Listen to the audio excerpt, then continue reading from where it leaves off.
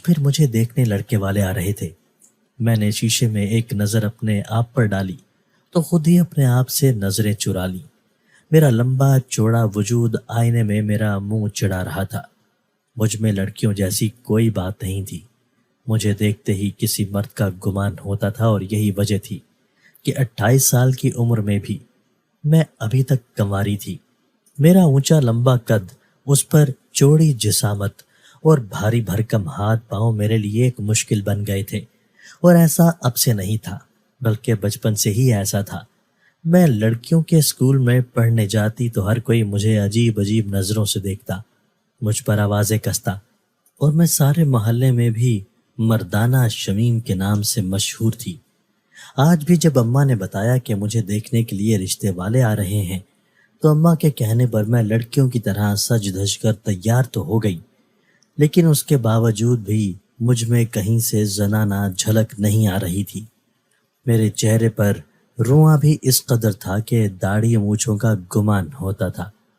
مجھے یقین تھا اس بار بھی انکار میرا مقدر ہوگا۔ مجھے تو لگتا تھا کہ میں ساری زندگی اپنے ماں باپ کی دہلیز پر ہی بیٹھی رہ جاؤں گی، لیکن اس وقت میری آنکھیں حیرت سے پھٹ گئیں جب لڑکے کی بہن نے مجھے دیکھتے ہی میری بلائیں لی اور کہنے لگی کہ ہمارے بھائی کے لیے ہمیں ایسی ہی دلہن چاہیے تھی۔ اس کے لفظوں نے میرے ہوش اڑا دیے۔ انہیں بھلا اپنے بھائی کے لیے مجھ جیسی لڑکی کیوں چاہیے تھی؟ اسی وقت میری نند نے میرے ہاتھ پر 1000 کا لفافہ بھی رکھ دیا اور مٹھائی سے میرا منہ بھی میٹھا کر دیا، اور اماں سے کہا کہ وہ ان کی طرف سے رشتہ پکا سمجھیں۔ یہ سن کر اماں کی بھی بانچھیں کھل گئیں، کیونکہ میرے رشتے کو لے کر اماں بھی بہت زیادہ پریشان تھیں۔ جاتے جاتے وہ اماں ابا کو اپنے گھر مدعو کر گئیں اور اپنے بھائی کی تصویر بھی اماں کے ہاتھ میں تھما گئیں۔ ان کے جاتے ہی میں نے اماں کے ہاتھ سے لڑکے کی تصویر کھینچی تو اماں نے غصے سے گھور کر مجھے دیکھا، لیکن مجھے ان کی گھوری کی ہرگز بھی پرواہ نہیں تھی۔ میں دیکھنا چاہتی تھی کہ آخر لڑکے میں ایسی کون سی خامی ہے جو اس کی بہن کو مجھ جیسی مردانہ لڑکی پسند آ گئی تھی۔ لیکن یہ دیکھ کر تو میں مزید حیران ہو گئی کہ وہ لڑکا مجھے دیکھنے میں اچھا خاصا ہینڈسم اور گبرو جوان تھا۔ اسے کوئی بھی حسین لڑکی بآسانی مل سکتی تھی، لیکن پتہ نہیں کیوں اس کی بہن نے میرا انتخاب کر لیا تھا۔ میں عجیب سی الجھن میں مبتلا ہو گئی تھی۔ میں نے کئی بار تصویر کو 1000 زاویے سے دیکھا کہ کوئی تو ایسی بات ہوگی جو کچھ الگ ہوگی، لیکن مجھے ایسا کچھ بھی نظر نہ آیا تھا۔ 2 دن بعد اتوار تھا اور اماں ابا خود لڑکے کو دیکھنے کے لیے گئے تھے۔ اس کا نام جمیل تھا۔ ابا کا کہنا تھا کہ وہ بہت ہی نیک اور اچھا لڑکا ہے۔ پاس پڑوس والوں نے بھی اس کی خوب تعریف کی ہے۔ وہ ایک پراپرٹی ڈیلر ہے اور گھر بیٹھے ہی فون پر کام کرتا ہے۔ اماں ابا جب اسے دیکھ کر گھر لوٹے تو اس کی تعریفوں کے پل باندھ رہے تھے۔ ابا کہنے لگے کہ وہ تو بہت ہی خوبصورت اور جوان لڑکا ہے، اور ایسا لڑکا ملنا بڑی خوش قسمتی کی بات ہے۔ سنا ہے اس کا پراپرٹی کا کام بھی بہت اچھا چلتا ہے۔ ان کا رہن سہن اور گھر بار دیکھ کر بھی یہی لگا کہ پیسے کی کوئی کمی نہیں ہے۔ اماں ابا کو تو ہر لحاظ سے جمیل کا رشتہ مناسب لگ رہا تھا، لیکن اپنے اماں ابا کے منہ سے سب کچھ اچھا اچھا سننے کے باوجود بھی مجھے تسلی نہ ہو رہی تھی۔ دیکھتے ہی دیکھتے میرا رشتہ پکا ہو گیا اور 2 مہینے بعد کی شادی کی تاریخ بھی طے کر دی گئی۔ میں جو کئی سالوں سے رشتے والوں کے آگے ٹرے سجا سجا کر پیش کر رہی تھی، اس بات پر خوش تھی کہ اس سارے عمل سے اب میری جان چھوٹ رہی تھی، اور سب سے بڑھ کر کہ یہ لڑکا بھی اچھا تھا۔ ایک ہی شادی شدہ بہن تھی اور وہ بھی دور علاقے میں رہتی تھی۔ ماں باپ تھے نہیں، اور اس بات نے مجھے مزید پرسکون کر دیا تھا کہ سسرال نامی بلا سے میرا واسطہ نہیں پڑے گا۔ میں نے یہی سنا تھا کہ سسرال اور جہنم میں زیادہ فرق نہیں ہوتا، اور اسی لیے میں ہمیشہ سسرال کے نام سے خوف کھاتی تھی۔ لیکن وہ کہتے ہیں نا کہ خدا کے گھر دیر ہے اندھیر نہیں، میرے معاملے میں یہی محاورہ صادق آیا تھا۔ یہ 2 مہینے چٹکی بجاتے ہی شادی کی تیاریوں میں گزر گئے اور میں دلہن بنی اسٹیج پر پہنچ گئی۔ جس کسی نے بھی مجھے دیکھا اس نے سرگوشیوں میں میرا خوب مذاق اڑایا تھا، کیونکہ میں دلہن بن کر بھی مرد مار عورت ہی نظر آ رہی تھی۔ مجھ میں نزاکت اور نسوانی حسن مفقود تھا۔ میری چال ڈھال بھی مردوں سے مشابہ تھی، اور یہی وجہ تھی کہ میں ہمیشہ بہت زیادہ احساس کمتری کا شکار رہی تھی، اور دلہن بن کر بھی مجھے یہی سب دیکھنے اور سننے کو ملا تھا۔ شادی میں موجود تمام مہمانوں کی نگاہوں میں میرے لیے جو تمسخر تھا وہ بھی بآسانی محسوس کر سکتی تھی۔ میری آنکھوں میں آنسو آنے لگے تھے۔ کچھ ہی دیر میں قاضی صاحب نے میرا نکاح پڑھایا اور میرے ماں باپ نے مجھے جمیل کے ہمراہ رخصت کر دیا۔ ابا نے میرے سر پر ہاتھ رکھا اور مجھے بہت ساری نصیحتیں کی کہ مجھے اچھا یا برا سب کچھ اپنے شوہر کے ساتھ ہی نبھانا ہے۔ میں کبھی اپنے شوہر کی برائی کرنے کے لیے اپنے میکے نہ آؤں، یہی میرے حق میں بہتر ہوگا۔ ابا کی نصیحتوں کو پلوں میں باندھ کر میں جمیل کا ہاتھ تھامے اس کے گھر پہنچ گئی۔ چھوٹا سا ہی صحیح مگر بہت خوبصورت گھر تھا، جسے میرے لیے بہت ہی خوبصورتی اور کرینے سے سجایا گیا تھا۔ سارے مہمانوں اور دوستوں کو رخصت کر کے جمیل کچھ دیر میں کمرے میں چلا آیا، اور میں اپنے آپ میں سمٹ کر شرمانے کی کوشش کرنے لگی، لیکن در حقیقت شرماہٹ سے زیادہ گھبراہٹ مجھ پر طاری تھی۔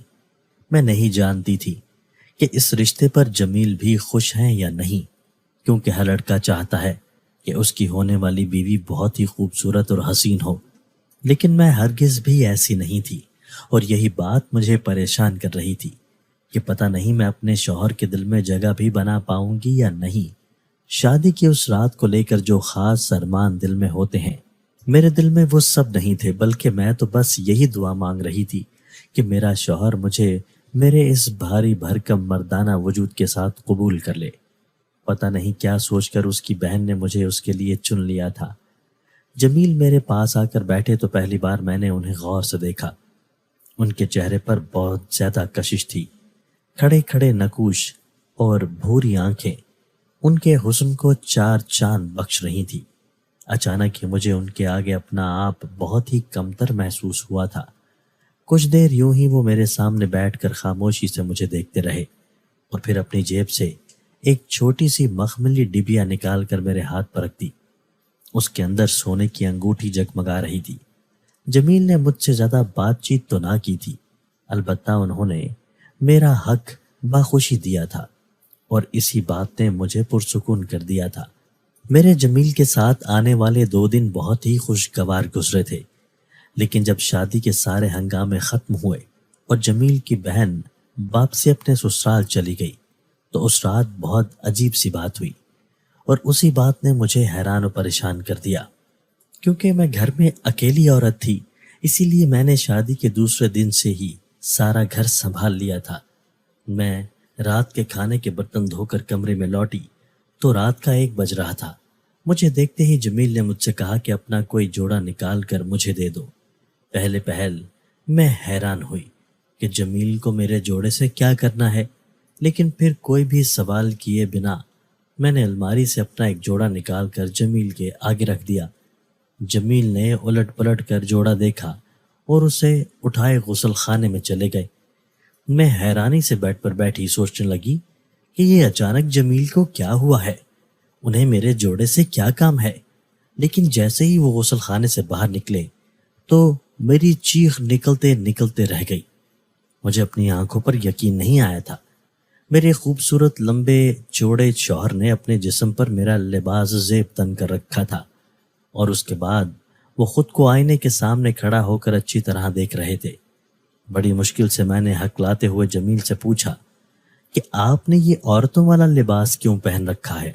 تو جمیل نے غصے سے مڑ کر میری طرف دیکھا اور کہنے لگے، میں نے کبھی تم سے پوچھا ہے کہ تم کیوں مردوں جیسی دکھائی دیتی ہو؟ نہیں نا، تو تم بھی مجھ سے زیادہ سوال جواب نہ کرو اور سکون سے سو جاؤ۔ میں کچھ دیر کے لیے چھت پر جا رہا ہوں، اور خبردار جو تم میرے پیچھے چھت پر آئی تو کمرے سے باہر قدم بھی نہ نکالنا، میں خود ہی واپس لوٹ آؤں گا۔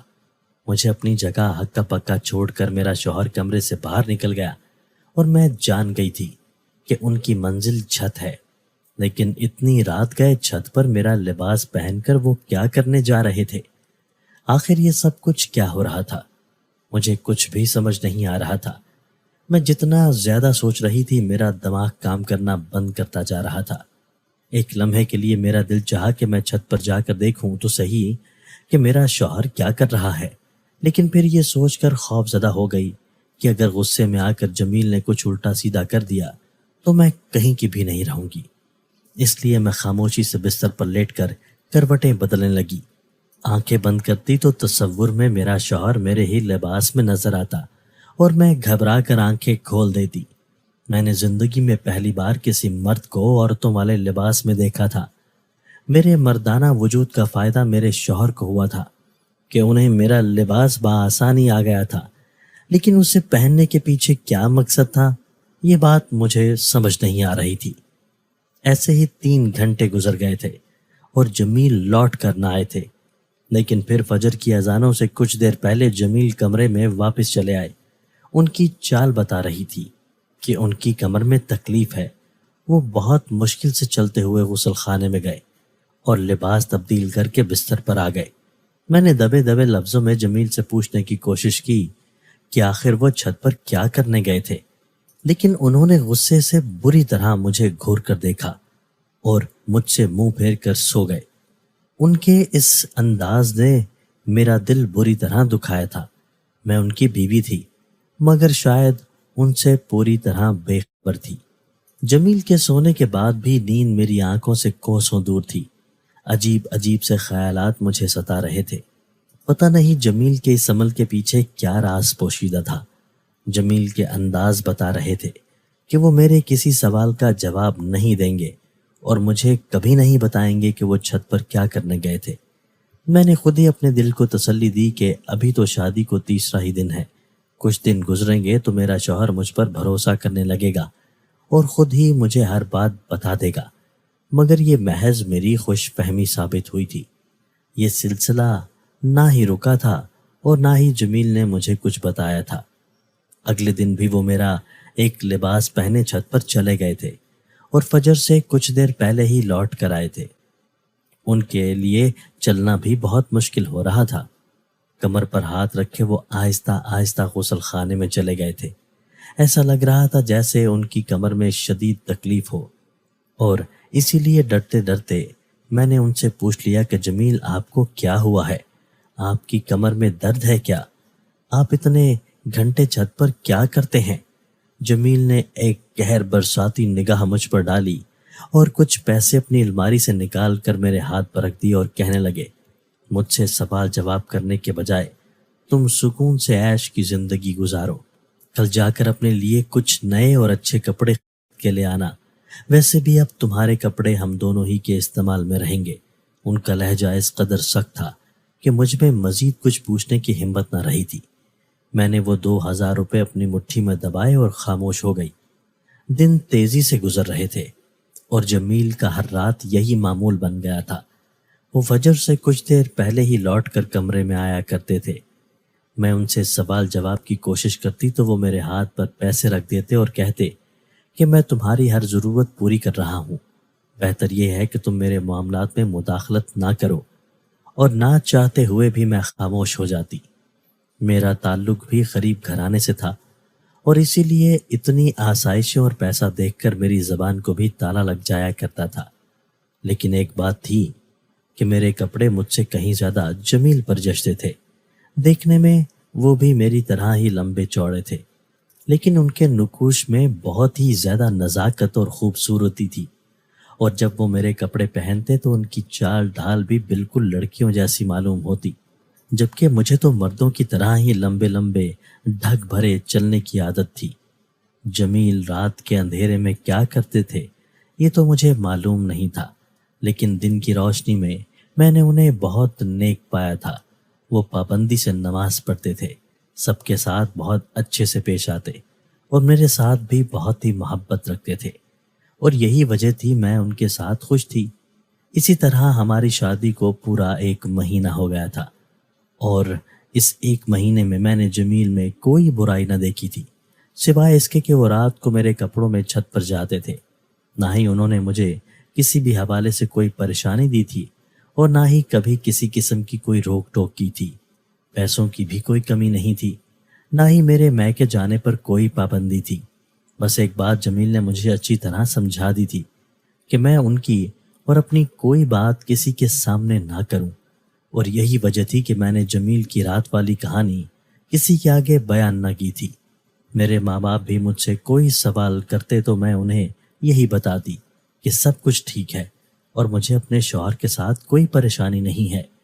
البتہ ہر گزرتے دن کے ساتھ جمیل کی کمر کی تکلیف بڑھتی ہی چلی جا رہی تھی اور انہیں چلنے میں کافی مشکل پیش آ رہی تھی۔ اکثر تو وہ سونے کے بعد بھی نیند میں درد سے کراہنے لگے تھے، اور پھر ایک دن جب مجھے لگا کہ جمیل کے لیے کھڑا ہونا بھی مشکل ہو رہا ہے تو میں نے جان بوجھ کر دودھ میں انہیں نیند کی دوا ڈال کر پلا دی تاکہ ایک رات کو تو وہ سکون سے سو جائیں۔ میں سوچ رہی تھی کہ اگر ایک رات وہ چھت پر نہیں جائیں گے تو کون سی قیامت آ جائے گی، لیکن مجھے کیا معلوم تھا کہ واقعی قیامت آ جائے گی، کیونکہ اس رات مجھ پر ایک ایسے راز کا انکشاف ہوا تھا جسے جان کر میرے رونگٹے کھڑے ہو گئے تھے۔ دودھ پیتے ہی کچھ دیر بعد جمیل گہری نیند سو گئے تھے۔ میں نے ان کی کمر پر بام لگایا تاکہ ان کی تکلیف میں کچھ کمی ہو، اور پھر خود یہاں سے وہاں ٹہلنے لگی۔ ایک ہی سوال تھا جو مجھے کافی عرصے سے پریشان کر رہا تھا کہ آخر جمیل رات کو میرا لباس پہن کر چھت پر کیوں جاتے تھے، اور اسی سوال کا جواب جاننے کے لیے میں نے ایک ایسا فیصلہ کیا جو میرے لیے بہت ہی مشکل ثابت ہوا تھا۔ میں نے ایک نظر سوئے ہوئے جمیل پر ڈالی اور کمرے کا دروازہ بند کر کے چھت پر جانے والی سیڑھیاں چڑھنے لگی۔ کافی عرصے سے میں ایک بے چین اور تجسس بھری زندگی گزار رہی تھی، اور مجھے لگ رہا تھا کہ شاید آج کی رات مجھے میرے سوالوں کا جواب مل جائے گا، لیکن جیسے ہی میں چھت پر پہنچی تو میرے قدموں تلے زمین نکل گئی۔ میں سوچ بھی نہیں سکتی تھی کہ میرا شوہر مجھ سے چھپ کر آدھی رات کو چھت پر یہ سب کر رہا تھا۔ میرے لیے اپنے پیروں پر کھڑے رہنا مشکل ہو گیا تھا۔ ایسا لگ رہا تھا جیسے ساری دنیا مجھ پر ہنس رہی ہو، میرا مذاق اڑا رہی ہو۔ میں کیسی بیوی تھی جو شادی کے مہینے بھر بعد بھی اپنے شوہر کے اتنے بڑے راز سے ناواقف تھی۔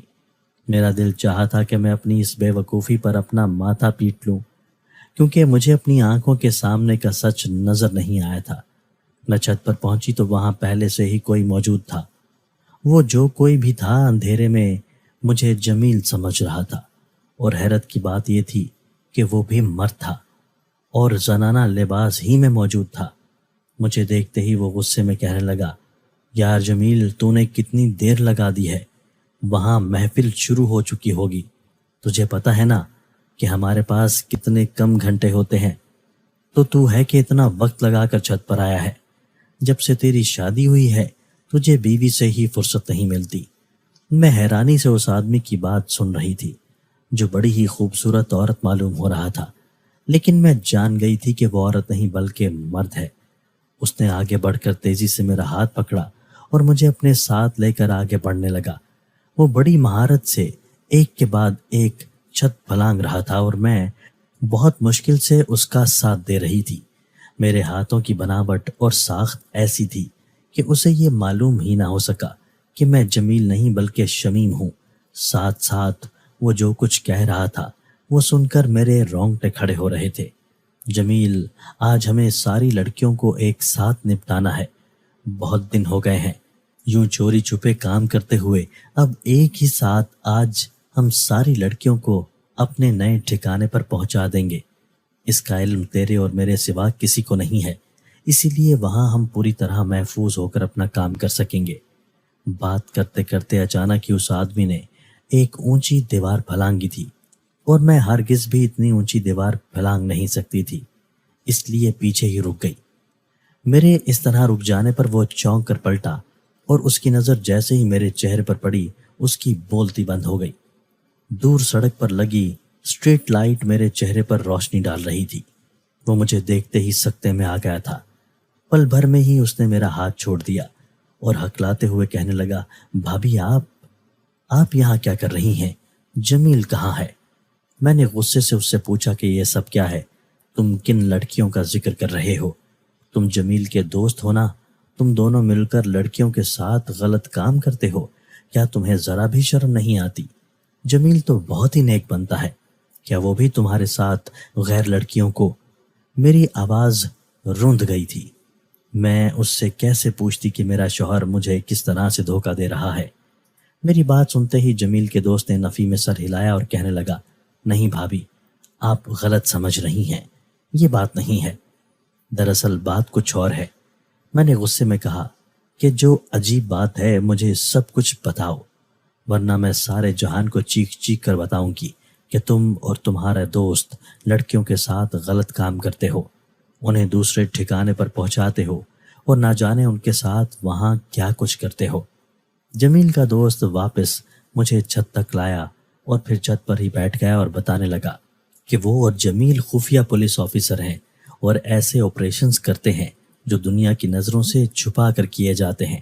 وہ بتانے لگا کہ آج کل جو لڑکیاں دوسرے شہروں سے ہمارے شہر کے ہاسٹلز میں آتی ہیں، انہیں وہاں سے غیر قانونی طور پر ایسے جسم فروشی کے اڈوں پر فروخت کر دیا جاتا ہے جہاں انہیں ہر رات بیچا جاتا ہے، اور وہ بیچاری ایسی جگہوں پر پوری طرح مجبور اور لاچار ہو کر اپنا آپ بیچنے پر مجبور ہو جاتی ہیں، کیونکہ انہیں مختلف طریقوں اور حربوں سے بلیک میل کیا جاتا ہے۔ جمیل کا دوست راشد بتانے لگا کہ اس کام میں بڑے بڑے سرکاری لوگ ملوث ہیں، اور اسی لیے اس آپریشن کو خفیہ طور پر کیا جا رہا ہے تاکہ ایسی معصوم اور بے قصور لڑکیوں کی مدد کی جا سکے۔ پچھلے کئی دنوں سے جمیل اور وہ ایک ایک کر کے لڑکیوں کو وہاں سے نکال کر مختلف ٹھکانوں پر پہنچا رہے تھے اور انہیں حفاظت فراہم کر رہے تھے، لیکن اب ظالموں کا ظلم حد سے بڑھ گیا ہے، اس لیے آج کی رات انہیں ایک ساتھ ساری ہی لڑکیوں کو وہاں سے فرار کروانا تھا، اور پھر اس کے بعد وہ ڈیٹا حاصل کرنا تھا جس کے ذریعے ان لڑکیوں کو بلیک میل کیا جا رہا تھا۔ اس کی بات سن کر میں شاکڈ رہ گئی تھی۔ وہ کہنے لگا، جمیل کی بہن نے آپ کو بھی اس لیے منتخب کیا تھا کیونکہ آپ لمبی چوڑی اور مضبوط عورت معلوم ہوتی ہیں، اور جمیل جیسے شخص کے لیے آپ جیسی بیوی ہی مناسب ہے تاکہ کسی بھی مشکل وقت میں آپ کمزور نہ پڑیں اور جمیل کے شانہ بشانہ کھڑی ہو سکیں، کیونکہ ہماری فیملیز کو بھی بہت خطرہ لاحق ہوتا ہے۔ وہ بتانے لگا کہ آج سے 3 سال پہلے ایک آپریشن میں جمیل کی کمر میں گولی لگی تھی، اور اسی وجہ سے جب ہم بہت زیادہ محنت کرتے ہیں تو جمیل کی کمر میں دوبارہ سے تکلیف شروع ہو جاتی ہے، لیکن جمیل کبھی اپنے فرض سے پیچھے نہیں ہٹتا، اور اب بھی وہ ان لڑکیوں کو آزاد کروانے کے لیے پوری طرح کوشاں ہے۔ جمیل کا سچ جان کر میں ہکا بکا رہ گئی تھی۔ آج تک میں اپنے شوہر کے بارے میں نہ جانے کیا کچھ سوچتی آئی تھی، لیکن میرا شوہر تو ایک نیک مقصد کے لیے کوشاں تھا۔ انجانے میں نے اسے نیند کی دوا دے دی تھی، اور اسی لیے اس کا آج کا سارا منصوبہ چوپٹ ہو گیا تھا۔ مجھے اپنے آپ پر شرمندگی ہو رہی تھی۔ جب صبح کے وقت جمیل کو ہوش آیا تو میں نے ہاتھ جوڑ کر اس سے اپنی غلطی کی معافی مانگی اور اس سے بتایا کہ میں اس کا سچ جان گئی ہوں۔ جمیل نے مجھے سینے سے لگایا اور کہنے لگا، تمہاری غلطی نہیں ہے، دراصل میری نوکری کا تقاضا تھا کہ میں تم سے اپنا سچ چھپا کر رکھتا، لیکن اب جب تم حقیقت جان گئی ہو تو میں امید کرتا ہوں کہ تم ہمیشہ میرا ساتھ دو گی۔ میں نے جمیل سے وعدہ کر لیا تھا کہ میں ہر قدم پر ان کا ساتھ نبھاؤں گی، اور پھر آنے والے دنوں میں جمیل نے نہ صرف ساری لڑکیوں کو آزاد کروا دیا تھا بلکہ ان کا وہ سارا ڈیٹا بھی تلف کر دیا تھا جو ان کی بربادی کا سبب بنا تھا۔ آج میں اور جمیل ایک خوبصورت زندگی گزار رہے ہیں۔ جمیل اس وقت بھی کسی مشن میں مصروف ہے، لیکن اب مجھے اچھی طرح معلوم ہے کہ مجھے کس طرح ان کا ساتھ دینا ہے۔ کبھی کبھی آنکھوں دیکھا سچ نہیں ہوتا، اور جو سچ ہوتا ہے وہ ہمیں دکھائی نہیں دیتا۔ مجھے یہی لگتا رہا تھا کہ میرا شوہر شاید کسی غیر قانونی سرگرمی میں ملوث ہے یا پھر وہ کوئی غیر اخلاقی حرکت کرتا ہے، لیکن سچ تو یہ تھا کہ وہ نہ جانے کتنی زندگیوں کا محافظ بنا ہوا تھا۔ میں ایسے سارے پولیس والوں کو سلام پیش کرتی ہوں جو دنیا کی نظروں میں آئے بغیر اپنے فرائض انجام دے رہے ہیں اور لوگوں کی حفاظت میں مصروف ہیں۔ آپ سب سے بھی یہی کہنا چاہوں گی کہ ہر پیشے میں اچھے اور برے دونوں لوگ موجود ہوتے ہیں۔ ہم لوگوں نے پولیس والوں کو ہمیشہ بری ہی نظر سے دیکھا ہے، جبکہ سچ یہ ہے کہ اس ادارے میں ایسے بھی بہت سے لوگ ہیں جو دن رات ہماری حفاظت کے لیے محنت کر رہے ہیں۔